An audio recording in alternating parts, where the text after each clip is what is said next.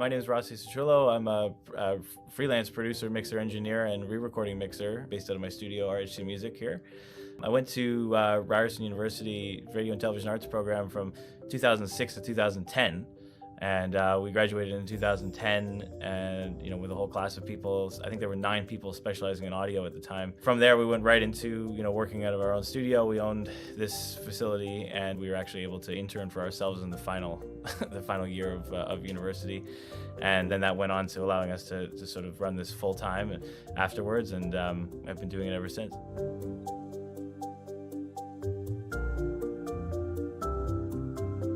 Starting the studio in general, that was a big one for me because there's a difference between being a guy in a basement who has aspirations to make a record and has a laptop and a dream, and then making that plunge to actually investing in a studio space, buying gear, and then learning how to do it, and knowing that there's so much room for failure, and the fact that music specifically is so subjective. How does anyone know that what they're going to do is actually going to resonate with the world? And so that's something that I'm quite proud of, that I've been able to at least tap into a little bit. Whether or not everything I do is what everyone loves, but I think for the most part, the projects that we put out are things that are resonating with the world. They're making an impact in some capacity, and regardless of the awards and whatever, they are actually doing things that make people happy, and that's what I think the whole world of creative is about. Outside of that, I think the biggest accomplishment I've had was working on the Samantha Martin and Delta Sugar new album, The Reckless One. That's what came out last year that got our Juno nomination. That we're super proud of. That was up for Best Blues Album of the Year at the Junos, or I guess it's called Blues Album of the Year at the Junos. Unfortunately, we didn't win that, but we were up against some pretty great competition, and just again, to be in the conversation is really what it's about, especially musically.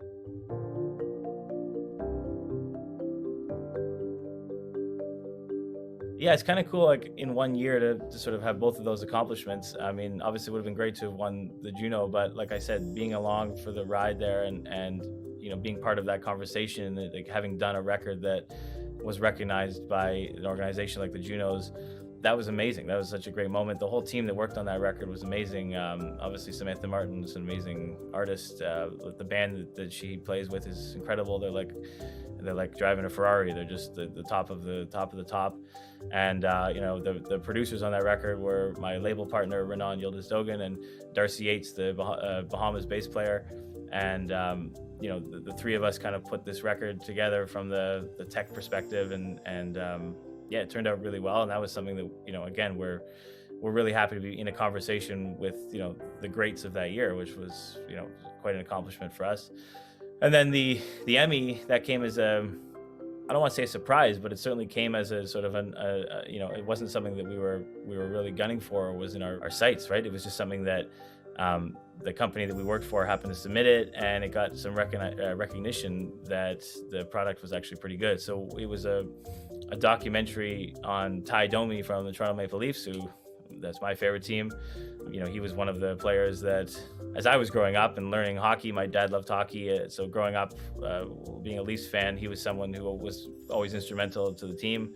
And the documentary was on him and Rob Ray from the Buffalo Sabres and the rivalry that they had, in the 90s and 2000s when they were playing actively with each other. The cool thing about this Emmy was, we worked on this project with another one of my colleagues from university.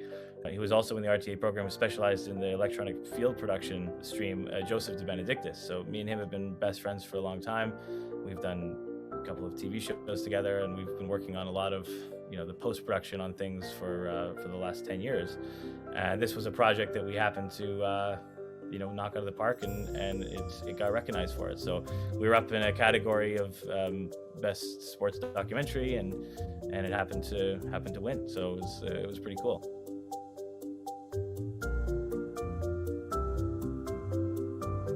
The advice I would give is spend as much time working on your craft outside of school and your art outside of school as you do on the in-school stuff. And you have to always be putting your efforts in, because that's what's going to pay off. Having stuff to showcase on your demo reel when you leave, that's what it's all about. So spend the time when you're developing and learning not just in school, but externally in your own craft outside of school.